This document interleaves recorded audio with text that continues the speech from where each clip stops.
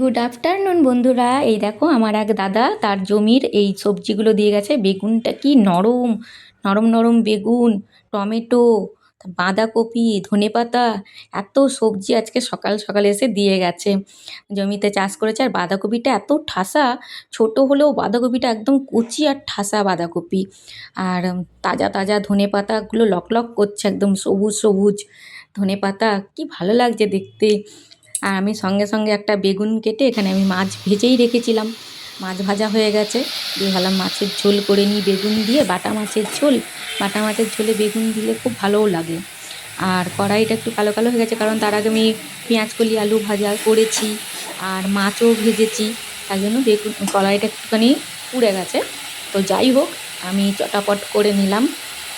এই দেখো আমার পেঁয়াজ কলি আলু ভাজা আগেই করে নিয়েছিলাম, আর আমারও হয়ে গেল চটাপট করে আমার মাছের ঝোল বেগুন দিয়ে আর তাজা তাজা ধনেপাতা দিয়ে।